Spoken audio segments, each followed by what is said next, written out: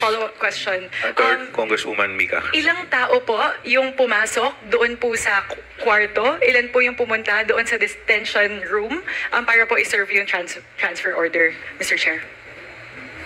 Chairman, Please continue. if I may. Maganda po at yung committee po ay sa pinangalagaan din at tinulungan ng ating Sergeant at Arms at siniguro na dokumentado yung amin pong pag-serve. At meron po kaming, aside from yung existing natin na CCTV, meron po kaming backup na videographer para nga po ipakita talaga kung ano mangyari. At kung makikita nyo po, our CCTV and the videos will bear us out na 4 lang ho yung taong pumasok at 3 ang babae at nasa likod ho yung isang abogado na lalaki. So 4 lamang po. And if you will, andyan po si ating COMSEC if they want to look at the video. Please present the video, Comsec.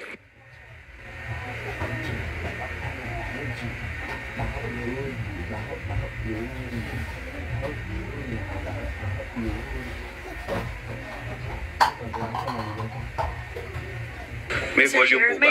Opo. May volume? May audio po ba sa yung... Wala pong audio ma'am ang ating CCTV.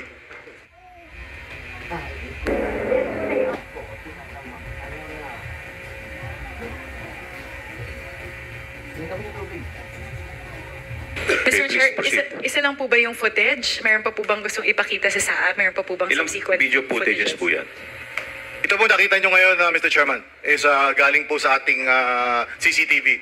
Meron pa po tayong pumasok sa loob na at makikita nga po doon na kausap na nung nag-serve na 3 babae, si Attorney Lopez. So meron pa po kung Please. available, Mr. Chairman.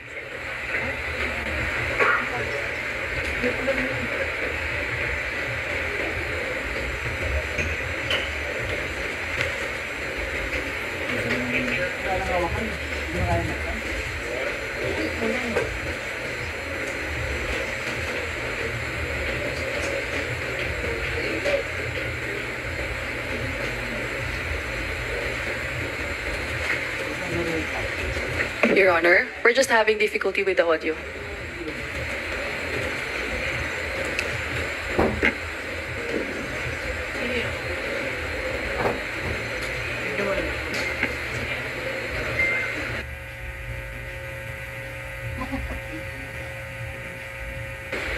Mr. Chair, if the Congresswoman COMSEC would Swansing. be able to replay the videos with the audio, that might be critical to the discussion, Mr. Chair. Yes, Your Honor, we're already doing something about the technical difficulty, Your Honor. There's an audio.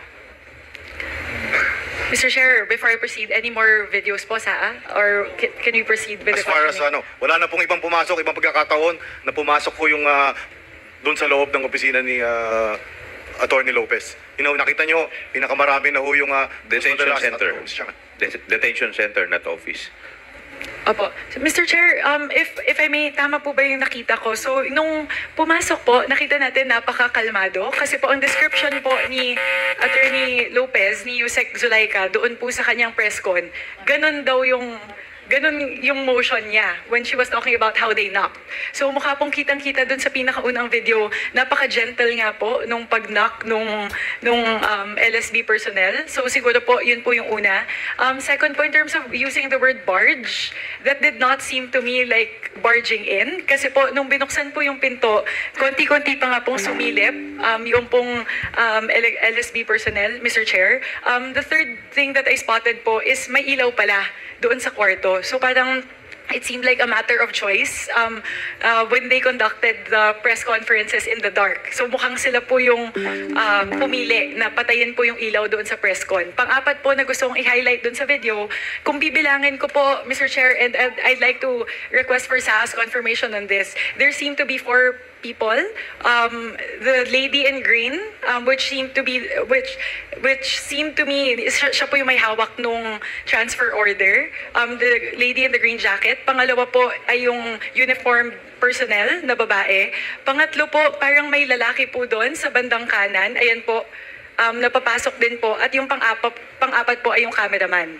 So siguro po walang punto na humigit po sa 4 na tao yung nasa sa loob ng kwarto. So siguro po, Mr. Chair, iyan po napakakalmado po nung sitwasyon. Parang wala naman pong altercation, walang confrontational conversations whatsoever. So yun lang po siguro, Mr. Chair. Just wanted to highlight that na mukhang wala pong barging in, wala pong confrontation na naganap, Mr. Chair. And I would like to ask sa kung tama po ba yung read ko in terms of the situation, Mr. Chair. Sa, Mr. Chairman, before you answer that, sa, may I know, saan po yung switch ng ilaw? Nasa loob o nasa labas? Mr. Chairman, ito pong ating detention room is nasa loob po. Even yung aircon, sila po yung may control dun sa loob. Okay, please continue, sa. Mr. Chairman, thank you very much, Mr. Chairman, Madam Chair. Tama po yun. Dahil kung hindi ho maayos at mahinahon yung pag-deliver ng order, is kasalanan ko po. Dahil ako po yung nag-brief every step of the way kung ano ho yung mangyayari. Kung pumayag nga siya na makarating at magpadala sa detention center, maayos din ho mangyayari sana yon. So, tama po yun. Wala na hong sumunod na insidente na nag-serve ng, at dumami yung mga tao. In fact, yung second time po na sinubukan namin i-serve, yung transfer order is nasa labas na po ng bintana at hindi na kami pinapasok. Pero still, binasahan pa rin natin at ayaw pa rin nilang sumunod. Maraming salamat po, Mr. Chairman. Yes. Before you continue, sa, hindi ka pa pala nakakapag-oath. Tsaka si Secgen.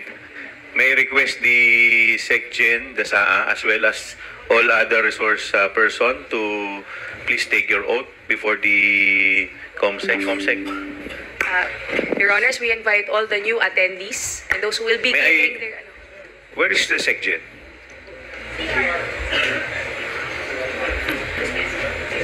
One minute suspension is declared by Chair.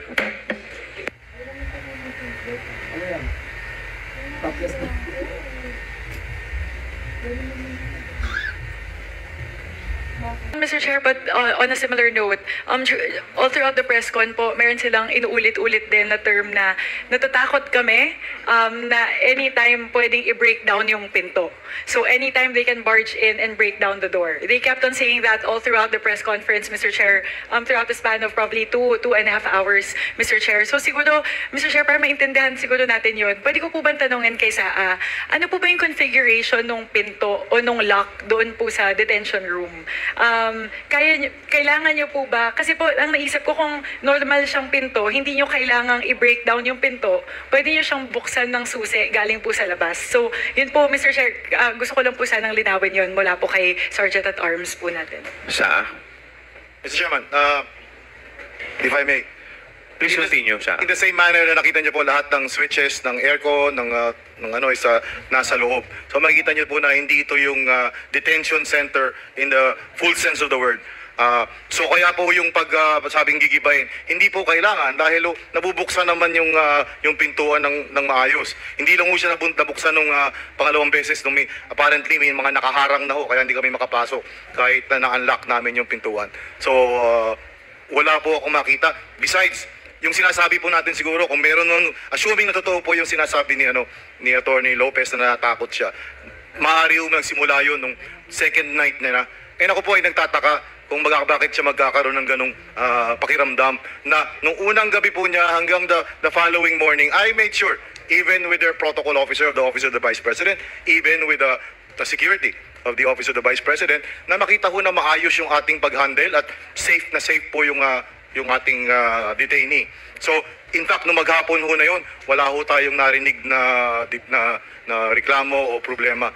Nag-umpisa lamang po yun perhaps nung implement ho namin nung second night yung transfer order. Mr. Chairman. Congresswoman Chuansing. Mr. Chair, siguro po, kung titignan po natin doon sa timeline noong press con at saka nung pagtawag nila ng medical emergency, parang meron po kasing parang 2-hour gap. So siguro, Mr. Chair, tanungin ko lang po, ano po ba ang nangyayari doon po sa labas ng kwarto? May komosyon po ba? Wala po ba masyadong tao doon? Sino po yung nasa labas noong kwarto? Doon po, nung mga panahon po yon, Mr. Chair? Mr. Chairman. Please continue, sa. I believe again the video will bears out as per our policy po. Wala naman nung kailangan na nakatayo na security dun sa may pintuan kung pag ako nakalak. So wala ho akong nakikita magiging dahilan para maging panggagalingan ng takot ng mga nasa loob. Wala po tayong tao na nandun. At pinayagan ho natin sila na puro tao ho ng OVP ang nakalapit. Noon nga pong nakakarinig tayo ng, although hindi pa natin confirm nung umpisa, na nahihirapan daw ho huminga si Atty. Lopez. So ang mga tao ho doon, tao ho ng OVP at hindi po yung security natin. So Mr. Chair, kung sa buong oras po na yun, puro mga tao lang na OVP yung nasa labas, wala naman po sigurong dahilan. Ako po ay mag-agree kay Saa. Wala naman po sigurong dahilan para matakot sila na papasukin sila ng mga sarili nilang tao doon po sa loob ng kwarto. So Mr. Chair, I was informed by the COMSEC, the video is now ready with the audio. COMSEC?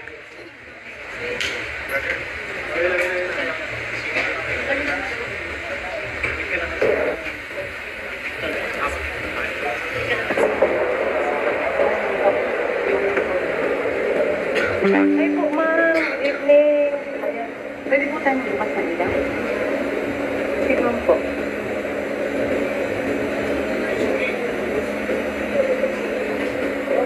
Kailangan pa naman mag-row or what? Pakilakas po yung volume.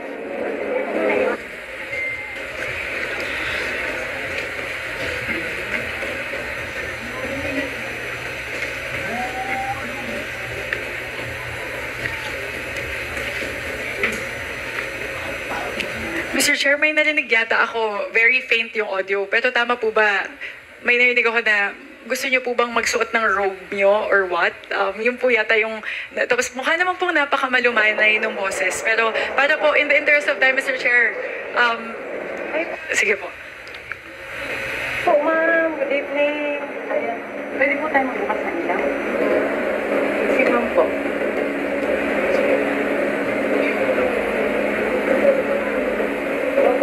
Kailangan pa naman mag-robe or what?